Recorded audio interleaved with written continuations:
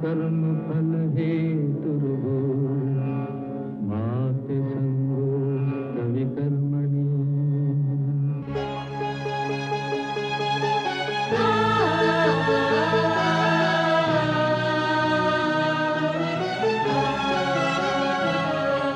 ये औरत है कुदरत का अनमोल तोहफा, ये ममता का सागर, मोहब्बत का दरिया है। हर नस्ल हर देश पर कर्ज इसका बनाया गया, त्याग को फर्ज इसका।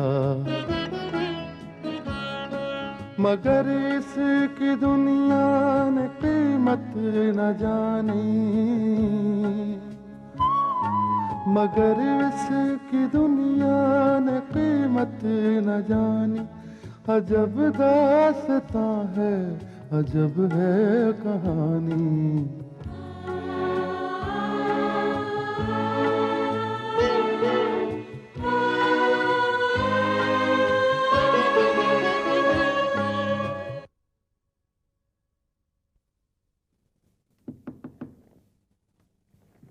Come in. प्रमोदिनी। अरे अनिल तुम, what a pleasant surprise. I'm really thankful to you. तुमने होटल का बिल पे कर दिया। कैसी बात कर रही हो तुम? अरे ये तो मेरा फर्ज था। अच्छा अनिल, अब जल्दी जल्दी बाकी की रकम का भी इंतजाम कर दो। प्रमोदिनी, तुम्हें मुझे मेरा फर्ज याद दिलाने की जरूरत नहीं है। मतलब? प्रमोदिनी, मैं एक शरीफ आदमी हूं। मैंने तुम्हारे बारे में बहुत सोचा है, और जितना भी सोचा मैंने महसूस किया कि जाने अनजाने मैंने तुम्हें बहुत दुख दिया। देखो ना, जो गलती हम दोनों ने की थी उसकी सजा मैंने तो उठाई ही नहीं है। इनफैक्ट मैं तो ये भूल भी चुका था कि मेरा कोई माजी, कोई पास्ट है। प्रमोदिनी, सारी सजा तुमको अकेले भुगतनी पड़ी, इतनी प्रॉब्लम्स, इतनी तकलीफें उठानी पड़ी। इसलिए आज मैंने ये डिसाइड किया है कि मैं अपने सारे गुनाहों का प्रायश्चित करूंगा। अनिल, तुम कितने अच्छे हो। नहीं प्रमोदनी, मैं अच्छा नहीं हूं। मैं अच्छा तो उस वक्त बनूंगा जब मैं इस सारी प्रॉब्लम से तुम्हें मुक्त कर सकूं। तो क्या रुपयों का इंतजाम हो गया है? रुपयों का इंतजाम करने की क्या जरूरत है? मेरा जो कुछ भी है वो तो तुम्हारा ही है ना। मैं कुछ समझी नहीं। प्रमोदिनी, मैंने ये निश्चय किया है कि मैं तुमसे शादी करूंगा। शादी? क्यों? क्या हुआ? नहीं, अच्छा अचानक ये ख्याल मुझे अचानक नहीं आया है। मैंने बहुत सोच समझ के फैसला किया। देखो ना प्रमोदिनी, अब तुम्हारे साथ एक बच्चा है, तुम्हारे सामने इतनी लंबी जिंदगी पहाड़ बनकर खड़ी है। लेकिन अनिल, अचानक तुम्हारा ये फैसला मुझे... ये फैसला मेरा अपना नहीं है। फैसला तो हम दोनों के लिए है। मैंने कभी सोचा ही नहीं था अनिल। सोचा तो मैंने भी नहीं था प्रमोदिनी, लेकिन अब इससे बढ़कर कोई रास्ता नहीं है। लेकिन ऐसे कैसे हो सकता है? अजीब औरत हो तुम प्रमोदिनी। अरे मैंने तो सोचा था मेरा फैसला सुनकर तुम खुशी से नाचने लगोगी। देखो ना, जब हम दोनों की शादी हो जाएगी तो तुम्हारी बदनाम जिंदगी को एक नाम मिल जाएगा। कि जो बच्चा है जिसको आज तक बाप का नाम नहीं मिला, इसे भी तो बाप का नाम मिल जाएगा ना। Okay Anil, please give me some time. You know, एकदम अचानक ये फैसला आ गया ना, इसलिए प्लीज मुझे थोड़ा सा वक्त दो। प्रमोदिनी, तुम्हें जितना वक्त चाहिए ले लो, लेकिन एक बात याद रखना, मेरा ये फैसला एकदम फाइनल है। ओके? Take care.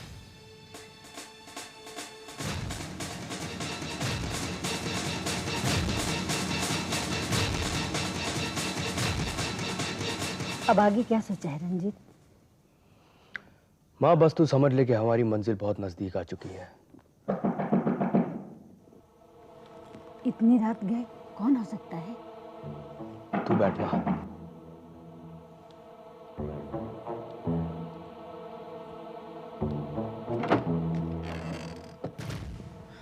तुम और इतनी रात गए? रंजीत, मुझे तुमसे बहुत जरूरी बात करनी है। ठीक है, अंदर आओ। क्या बात है? रंजीत, आज अनिल आया था। तो क्या उसने पैसे देने से इनकार कर दिया? नहीं। तो फिर परेशानी की क्या बात है? रंजीत, वो मुझसे शादी करना चाहता है।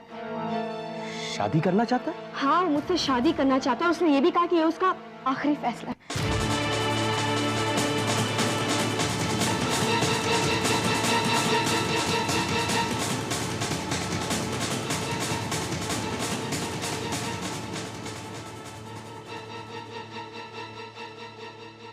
क्या सोच रहा है रंजीत?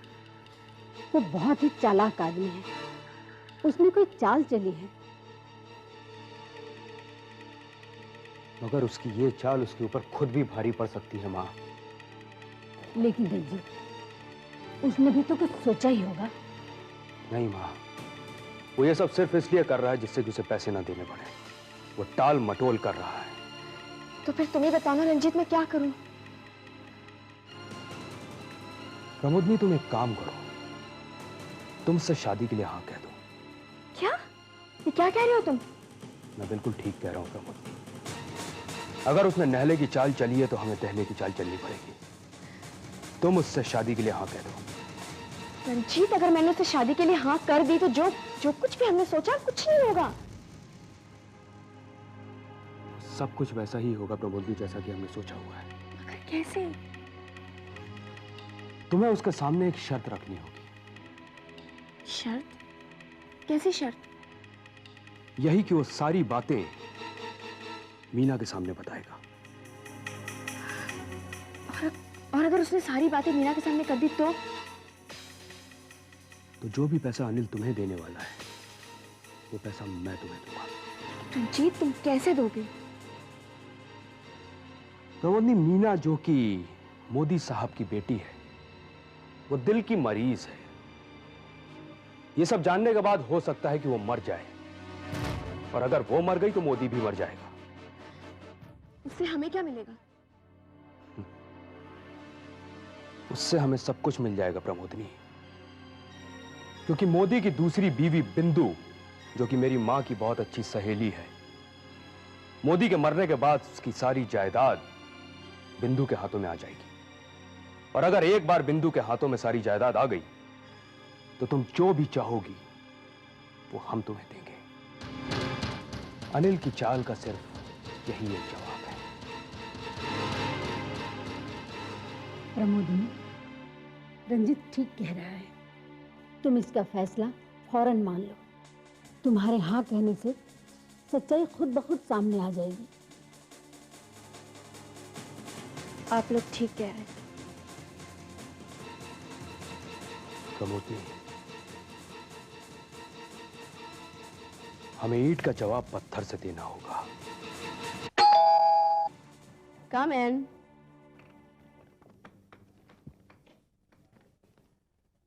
हेलो प्रमोदिनी। ओह, हेलो अनिल। तो क्या फैसला किया तुमने? ये तो बड़ी उलझन है अनिल। मैंने तो सोचा था कि जो हालात हैं वही रहने दो तो ज्यादा अच्छा है। तुम मीना से शादी कर लो, मोदी साहब की जायदाद के मालिक बन जाओ और मुझे मेरा हिस्सा दे दो। लेकिन तुम तो जानती हो अब ये पॉसिबल नहीं है। तब तुम्हें ये सारी बात मीना के सामने करनी पड़ेगी। मीना के सामने? क्यों? इसलिए कि मीना से तुम्हारी शादी होने वाली है, जो बहुत ही अमीर बाप की बेटी है। और जैसा कि तुमने मुझसे कहा, मोदी साहब अपनी बेटी से जी जान से प्यार करते हैं। इसलिए बेहतर होगा अनिल कि तुम मीना के सामने खुद बात करो, जो तुम्हारे लिए भी अच्छा है और मेरे लिए भी अच्छा है। तभी मैं तुमसे शादी कर सकती हूँ। लेकिन मीना से तो मैं बात अकेले में भी कर सकता हूँ। तुम्हारे सामने कहने की क्या जरूरत है मुझे? नहीं अनिल, देखो ना, तुम्हारा वैसा कहना मुझे मुसीबत में डाल सकता है। अब जैसा कि तुमने मुझसे कहा, मोदी साहब अपनी बेटी से बहुत प्यार करते हैं और ये भी हो सकता है कि वो अपनी बेटी की खुशी के लिए मुझे बर्बाद कर दे। हो सकता है मेरी वो जान भी ले ले। इसलिए अनिल, बेहतर होगा कि तुम मीना के सामने अपने मुंह से ये बात कहो, साथ मेरा बच्चा भी होगा। तो अनिल, कब मिलवा रहे हो मुझे उससे?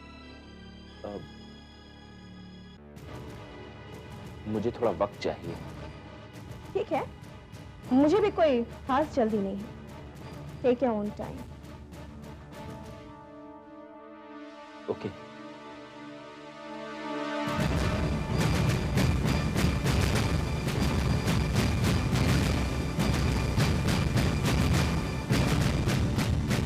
देखो वो चेक और बाकी के सारे डॉक्यूमेंट्स कल मोदी साहब के घर भेज देना। ठीक है।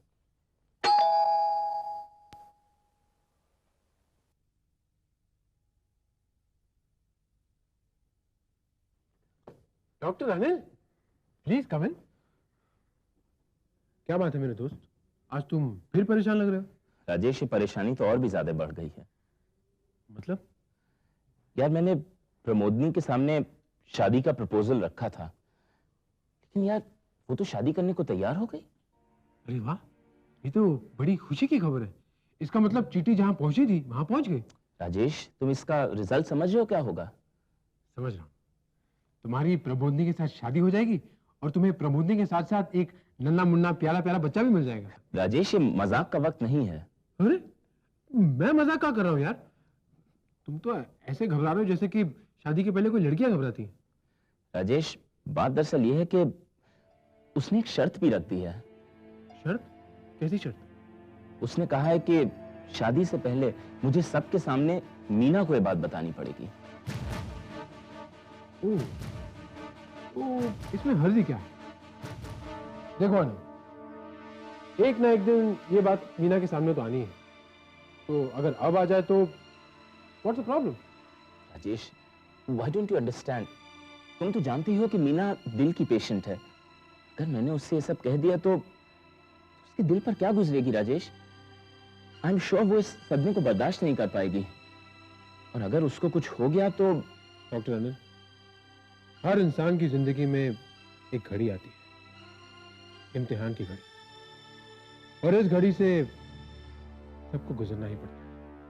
लेकिन राजेश, मैं रिस्क मीना के साथ कैसे ले सकता हूँ? वो इस सदमे को बर्दाश्त नहीं कर पाएगी।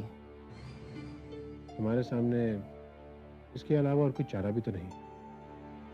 राजेश, लेकिन मैं मीना के सामने कैसे जाऊंगा? सोच लो अनिल, मीना के पास अगर प्रमोदनी चली गई तो और भी बुरा हो।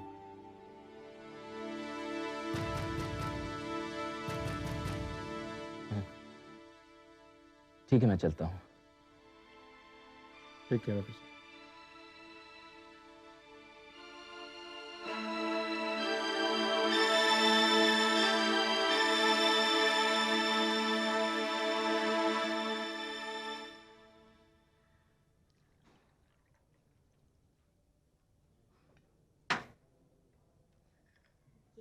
लीजिए आपकी बगैर शक्कर की चाय। Thank you. मोदी साहब, आपसे हमें शिकायत जरूर है। आपने मीना की सगाई की और हमें बुलाया तक नहीं। अरे शालिनी जी, अचानक सगाई की तारीख निकल गई और जल्दी जल्दी में हो गई सगाई। मैं अपने खास खास लोगों को भी बुला ना सका। आप यूं कहिए कि आप हमें बुलाना ही भूल गए। देखो, मैं भूल गया, चलो मान लेता हूँ, लेकिन ये तो तुम्हारी सहेली है, और वो भी ऐसी वैसी सहेली नहीं, लेकिन उसने भी मुझे याद नहीं दिलाया। माफ करना शालिनी, दरअसल मैं भी भूल ही गई थी। खैर जाने दो, अपनों से भला क्या शिकायत, मगर शादी में बुलाना नहीं भूलना। अरे शालिनी जी, शादी की इनविटेशन का कार्ड सबसे पहला आपका होगा।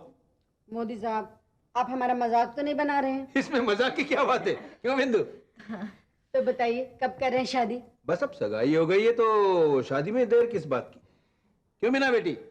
जी हाँ पापा। मीना बेटी, तेरे डैडी और मम्मी तेरी सगाई में मुझे बुलाना भूल गए, मगर अपनी शादी में तू मुझे मत भूलना। हाँ हाँ आंटी, मैं नहीं भूलूंगी आपको, जरूर याद रखूंगी। और ये रंजीत है ना, तुझे याद भी दिलाता रहेगा। लो, एक काम के लिए इतने आदमी। Excuse me sir. अरे आओ राजेश आओ। Hello Meena. I am very sorry sir, मैंने आपको आज घर पर डिस्टर्ब किया, लेकिन आप इतने दिनों से ऑफिस नहीं आ रहे थे, मुझे यहाँ आना पड़ा। अरे चलो इसी बहाने मुलाकात तो हो गई। ये क्या दफ्तर उठा रहे हो? सर दरअसल एक चेक है जिस पर आपके सिग्नेचर चाहिए थे। तो लाओ, देर किस बात की। Ranjit, if you don't mind, आप जरा। Not at all sir.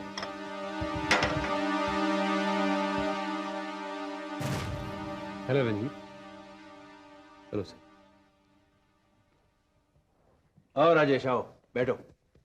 लाओ। सर इस लिखी हुई है। चेक तुम्ही ने भरा है ना? जी सर, लेकिन आप एक बार पढ़ तो लीजिए। राजेश, मैंने अगर तुम पर विश्वास नहीं किया तो समझो अपने आप पर विश्वास नहीं किया। अरे मेरे लिए जैसे मीना और डॉक्टर अनिल है वैसे तुम हो।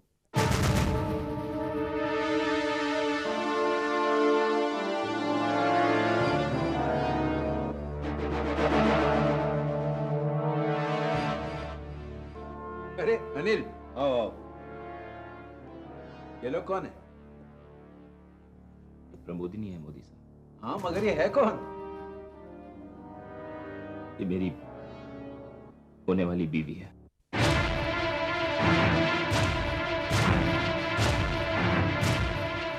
कहा तुमने? मैं सच है। मगर मीना के साथ तुम्हारी शादी अब नहीं हो सकती। ये कैसे मुमकिन है? ये अचानक नहीं हुआ मोदी साहब। प्रमोदनी को मैं कॉलेज के दिनों से जानता था और ये बच्चा भी मेरा है।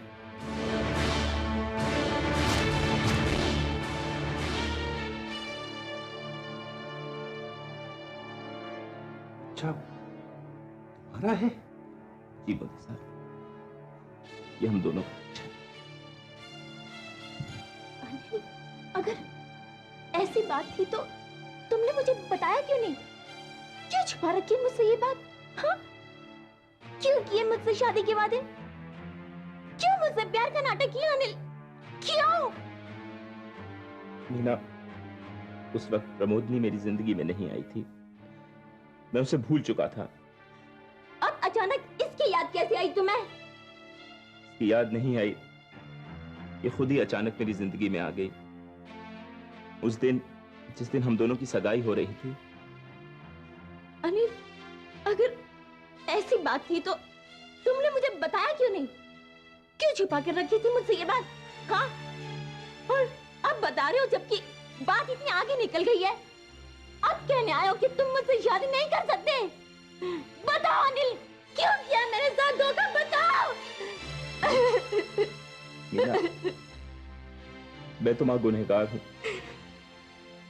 तुम मुझे जो सजा देना चाहोगी मुझे मंजूर होगा मीना। बेटी, जो हुआ अच्छा ही हुआ है। अच्छा हुआ कि इसने शादी से पहले ये बात बता दी। अगर अनिल से तेरी शादी हो गई होती ना तो बड़ा अनर्थ होता। अनिल,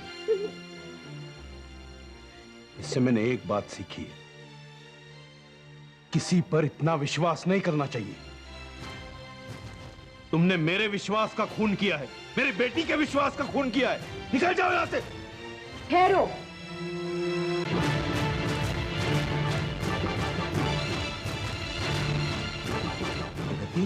हाँ मोदी साहब, मैं ये नाटक अभी खत्म नहीं हुआ है। क्या मतलब? इसका एक अंक अभी भी बाकी है। वीरेंद्र,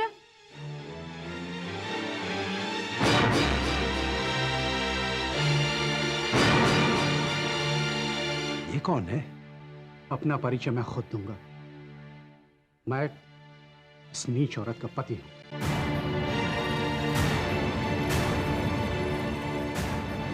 और ये बच्चा भी हमारा है। फिर अनिल के और इसके संबंध? मोदी साहब, ये औरत डॉक्टर अनिल को ब्लैकमेल कर रही है। कहने को तो मेरी पत्नी है, मगर इसके सारे हकीकत मैं जान गया हूं। कॉलेज के दिनों से ही आजाद ख्याल और मॉडर्न थी। क्यों तो इसकी हवस का निशाना कई लोग बने, डॉक्टर अनिल भी शायद उनमें से एक थे।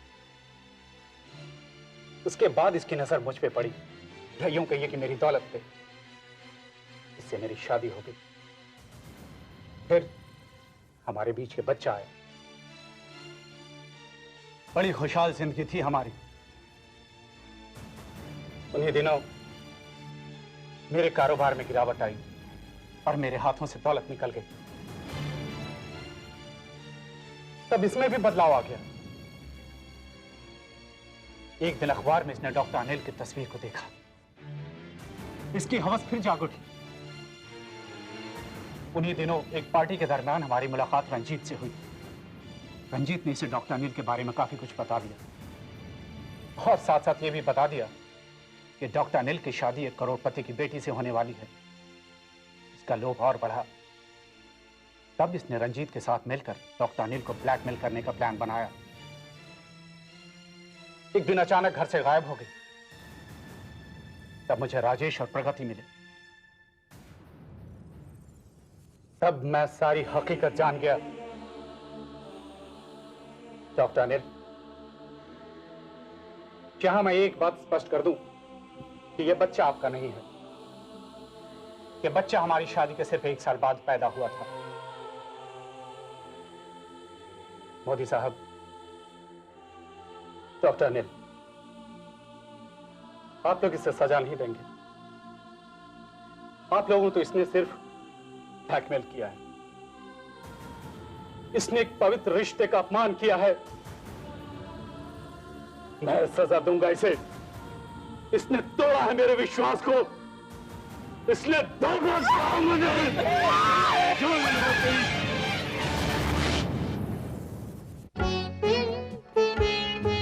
है दुनिया में इंसाफ की ये निशानी, अजब दास्तां है, अजब है कहानी।